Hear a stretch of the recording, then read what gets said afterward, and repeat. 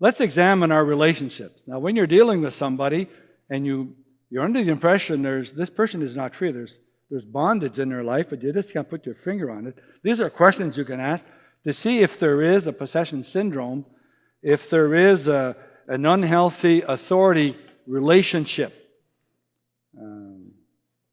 And sometimes you'll just have people come to you, and I met this. I think it was in France when that happened. It doesn't matter. But a woman came to me, and her life was in turmoil, very distraught. Things were crazy in her life. So I said, well, back off. When did it happen? When did this start?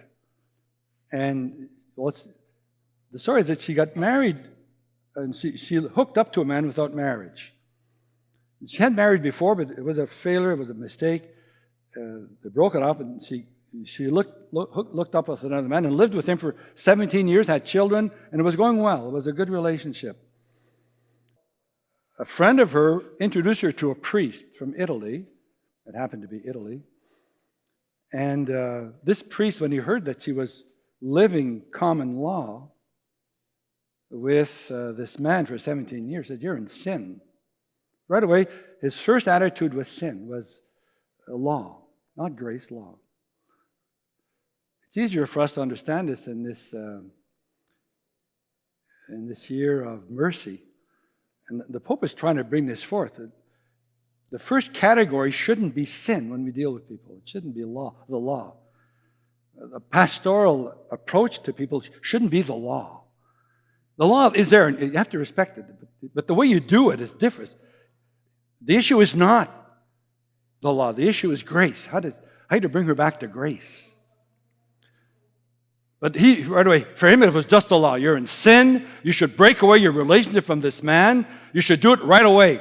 He took over her life. He took possession of her life and her decision. He insisted that she do it his way, right away, or she's going to hell.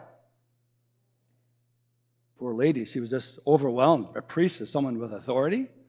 And so she just fell under his power, his authority, and she broke up this relationship. Things were going well between these two people. They had children. That relationship, her whole life was based on this. And all of a sudden, she's yanked out of it. She has to move away from the home with the kids. Everything just fell apart in her life. It was turmoil. It was awful. And that's when she came to me.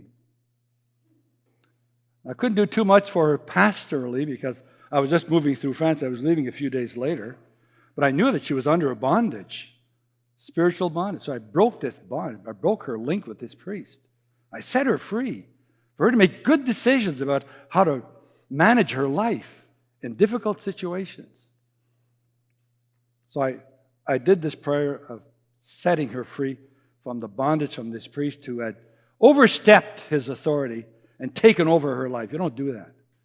You're not allowed to do that. We're supposed to respect people, and she had not been respected.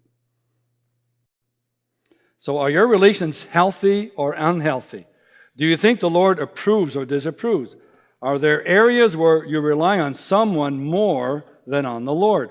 Are there people who control you by guilt, shame, fear, or manipulation? Are there people whom you control by guilt, shame, fear, or manipulation? Are gifts exchanged with or without conditions in your relationships?